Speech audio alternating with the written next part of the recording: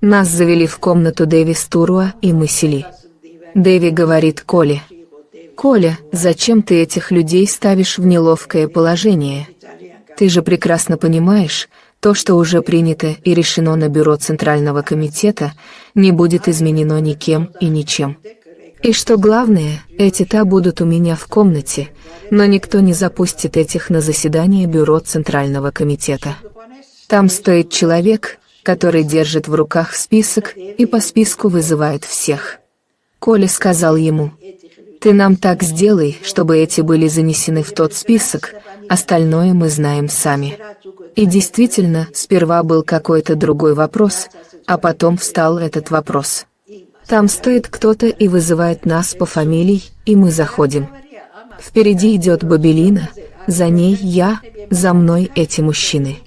Я первый раз зашла на заседание бюро.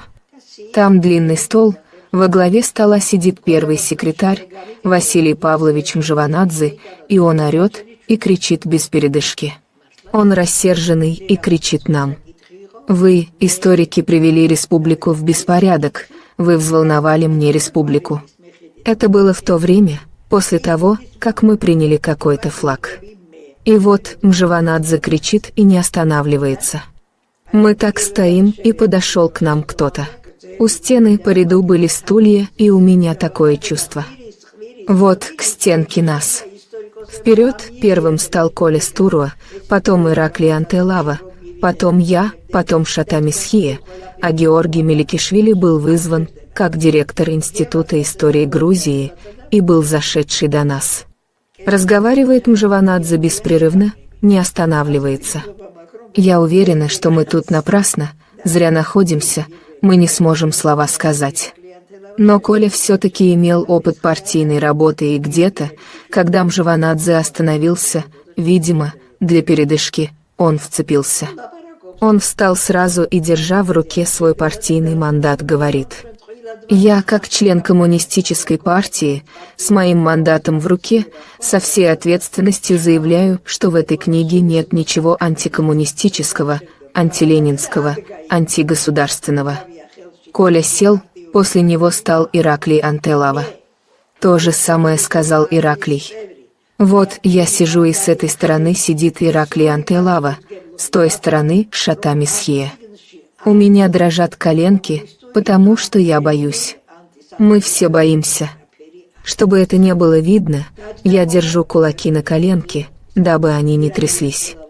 Я подумала, давай я посмотрю на Ираклия, чтобы хоть немного прийти в себя. Я посмотрела на Ираклия, и он тоже, как я, держит кулаки на коленке. Тогда я посмотрела на Шата. Он весь белый, в полном смысле этого слова. Я не смогла получить никакую поддержку от этих мужчин. Как только сел Ираклий, встала я. Я тоже обосновала, что в этой книге нет ничего такого, что и раньше не было написано об Абхазии. В этой книге ничего антикоммунистического, антипартийного нету. Главное было это: книга не должна была быть антикоммунистической и антиленинской. Затем зашел Георгий Церетели. Он в это время был вице-президентом Академии наук Грузинской Советской Социалистической Республики. Он занес кое-какие книги, положил их на стол и произнес замечательную речь.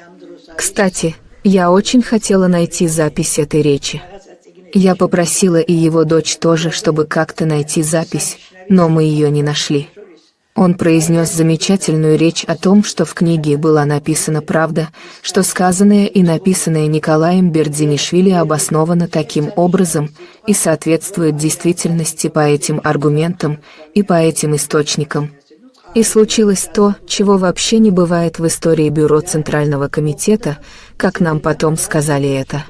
Было вынесено постановление изъять книгу из обращения, объявить выговор Георгию Меликишвили за то, что институт пропустил такую книгу, объявить выговор Николаю Стуруа за то, что он был ответственным за издательство, объявить выговор Бабелину Ламинадзе. Это было постановление предбюро, оказывается, так назывался этот документ. И они поменяли это постановление. Они убрали пункт об изъятии книг из обращения. Тогда этим историкам не объявили выговоры, а дали им какие-то указания. Так что мы тогда выиграли очень большой бой. Я всегда говорю, что мы тоже выиграли, но решающую роль выполнил Георгий Церетели.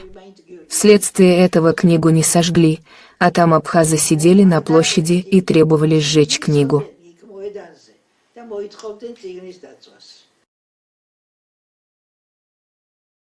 На заседании бюро грузинским ученым удалось защитить книгу академика Николая Бердзинишвили, и, несмотря на категорическое требование абхазов, она избежала запрета. На этом же заседании был утвержден указ Президиума Верховного Совета Грузинской Советской Социалистической Республики о переименовании некоторых сел Абхазской автономной Советской Социалистической Республики. Спустя 11 лет после выступления 1967 года в Абхазии вновь вспыхнули волнения. На этот раз абхазы выдвинули ряд требований, которые до этого не озвучивались. За событиями 1978 года последовали существенные изменения в образовательной, культурной, экономической и других сферах, а также в кадровой политике Абхазии.